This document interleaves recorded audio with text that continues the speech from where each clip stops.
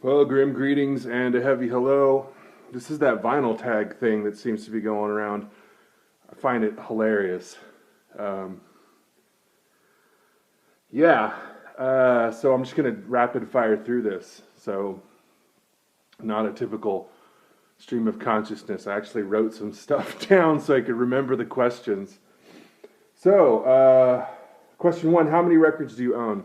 Last count I did, and I haven't updated my Discogs in like a year, but the last physical hand count I did, I was sitting at 219 LPs. I guess that includes box sets or whatever, and 26 7-inches. What kind of record player do you own? I own a piece of shit Stanton T55. It's the belt-driven one, which I'm going to upgrade soon. But more importantly, added to that question, which record player do you own? I upgraded the stylus to an Ortofon Concord Gold. It's an elliptical stylus. Just Google Ortofon Concord Gold. Huge difference in fidelity, extremely noticeable. And then beyond that, I got a Bellari, Bellari VP132 preamp into my receiver, which has a rumble filter, which is really good at equalizing the low end. And for the stuff that I listen to, it's very, very bass heavy, so noticeable difference. Another upgrade to that, so I answered this question like beyond what kind of record player do you own. It's a shitty Stanton that I probably could have bought 6 more of in the upgrades that I put into making it sound better. So all of that will disappear once I get my upgraded turntable. How old were you when you started collecting records? It's kind of a weird question because in my late teens, when I was like 19 till about the time I was 21, I was trying to be like a DJ, spinning at parties and shit, doing like break beats and jungle and like electronic stuff. And then I started getting way more into like spinning ambient and stuff. So if you count those drug-induced days, you could say back then, but I didn't, grow up and get my shit together until a few years ago. So how old were you when I actually really started quote-unquote collecting, I guess, or whatever? I was 36, I guess, 37? No, 36, yeah, because I'm 38 now. Oldest record I own.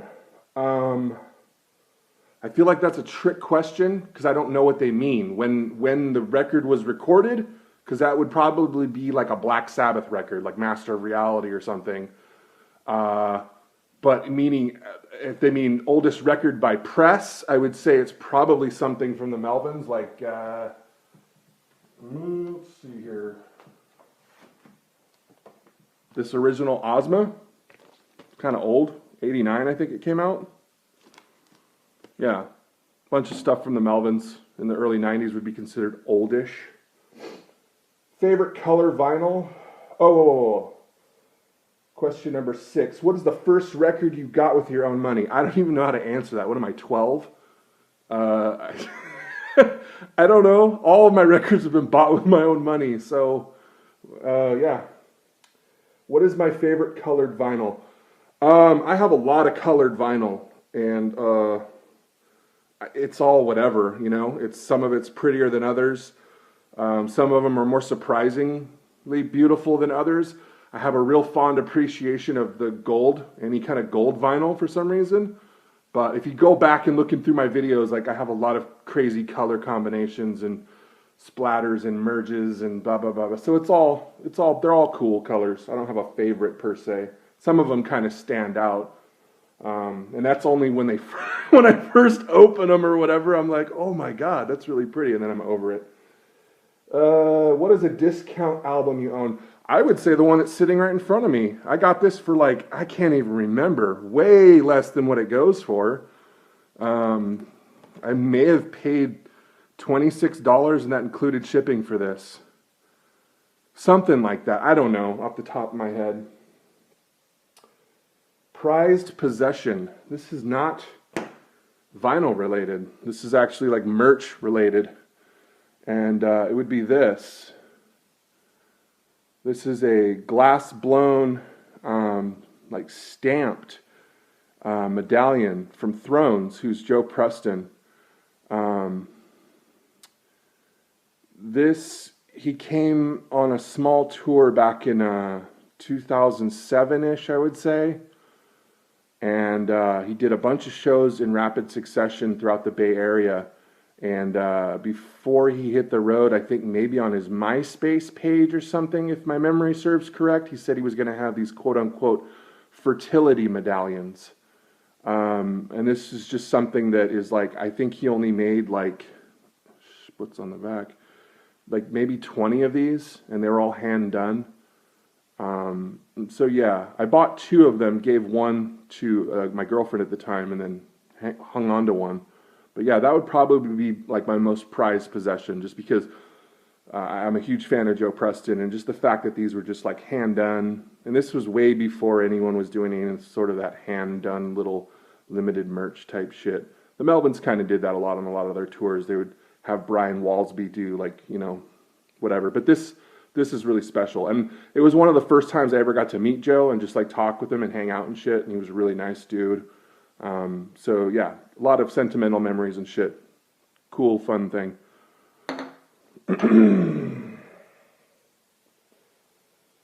10, a record by a female artist.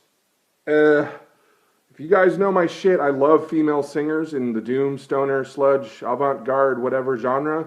So, I mean, take your pick, I guess. Acid King, Broom, Windhand, fucking Monarch.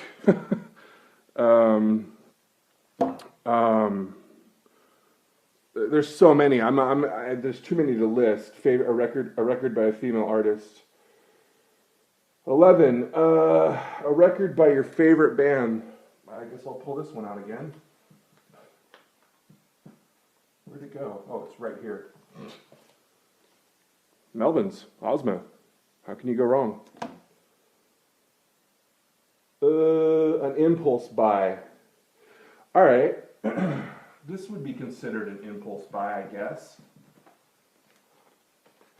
You can back this up and watch this video if you want. I would consider this an impulse buy.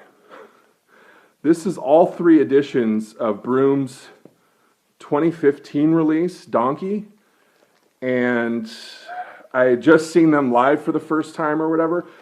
Long story, but the point is like, why the fuck did I do that? You know what I mean? Like, I didn't need to have all 3 versions of that fucking record. But I did, and it was a total impulse buy. And then upon further inspection later, I was like, oh, why did I do that? So yeah, there's an impulse buy for you. A gift. I had to think long and hard. I'd never received a gift. But then I thought about it, and I was like, oh, the recent shit that showed up from Caligari. They're not records, but he sent me a bunch of tapes. And this one is standing out. I've listened to this quite a bit, actually. KLLK from the guy from Caligari. So, a gift. Most played record. You know what? I can't answer that. I would maybe say it would be like Samothrace or something, or maybe a foreign record, or maybe a Melvins record at times, sometimes a Big Business one. I don't know. It always kind of just, a lot of Earth sometimes I play. I'll go for a week or 2 listening to a lot of Earth, just as sort of background stuff. So that's kind of an all over the place question. Number 15, a rarity. Okay.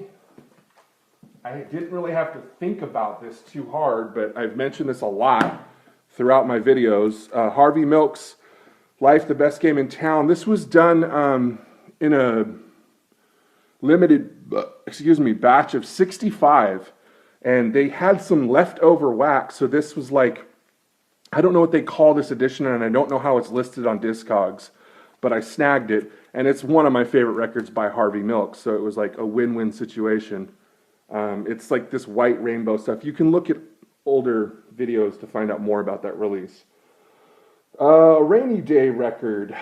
That would be one of my rainy, it's kind of a rainy day today, actually. Hibernaculum by Earth. Enough said. it's just dreary, good stuff. A feel-good album. All the albums feel good, but this one, I can't go wrong. Head for the Shallow by Big Business will always put me in a rockin' mood. I love it. I love it. A nostalgic record, I mean, I have to give it up to Ozma.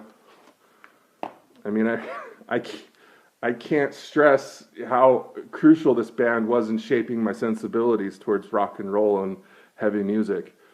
And that guitar tone back then, what I call the carpet cab era, that sound is just, it will always forever remind me of being a formative, you know, a fucking whatever, a youth or whatnot.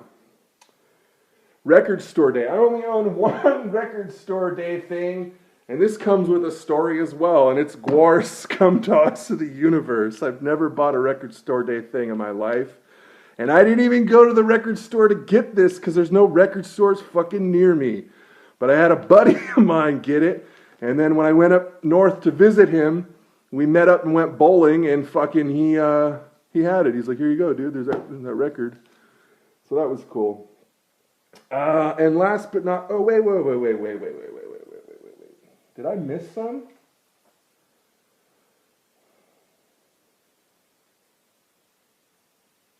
Oh, I skipped number 5.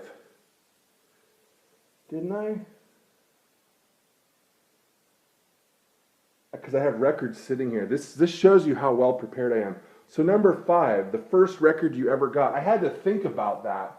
And I narrowed it down maybe to this one, Acid King, Bus Woods. But then I thought maybe it might be High on Fire's Art of Self-Defense. I couldn't really tell you. That kind of also ties in with the female singer thing. And maybe even in a sense most played record. But I wouldn't say it was this one. I would say it was their latest, Acid King's latest, would up there for most played. But then I really started thinking about it, and that's why this is sitting here. And this could hit on a lot of fucking of these categories. So this answers a lot of questions. Most played, we'll even give this one of my favorite colored, would be the Harvey Milk demo. I love that cover, by the way. But this hits on a lot of cylinders. It's pretty. I play it a lot. I listen to it the most. I don't know if it would be considered a rarity. And yeah, favorite color. A discount. I guess I got it for a discount. I only paid like fucking $16 for it. I don't know. Whatever. This was a shit show fucking idea, and I can't believe I did it. Hope you liked it, I guess. Not as thoughtful or smart as other people, and I kind of stay in the pocket with the shit I listen to. Oh, last question. A recent purchase. Well, it hasn't showed up yet, but I just pulled the trigger on a bunch of Aldebaran releases, and there are some tapes inbound, so they haven't showed up yet. Maybe they'll show up today. I don't know. So yeah, that's it. Thanks so much, guys. That was kind of fun, I guess. It had me like digging through my it had me like going through my shelves and thinking. So you exercised a memory muscle, brain. So yeah, and this is hilarious, and you should do one of these. There's so much in my collection that I haven't shown, but it's funny because for all the records that I do have, I don't really even listen to a lot of them. I have them. I've listened to them when I got them sometime. That's why it's good to have a collection maybe, so that when you're in that mood, you can go, oh, there you are, and you pull that fucker off the shelf and you give it a play. Regardless, as it stands from this video, you can tell I only pretty much listen to one fucking thing over and over. Anyways, cheers, guys. Comment. Tell me what a goof I am. Smash that like button. How awkward. I'm so Mr. I don't know about trends. Just hopped on the fucking trendy shit vinyl community bandwagon and threw his garbage can lid into the ring. And yeah, have a good one, guys. And make one of these videos. I don't care who you are. Make one of these videos. And chances are your shit's going to be 1,000 times cooler than mine.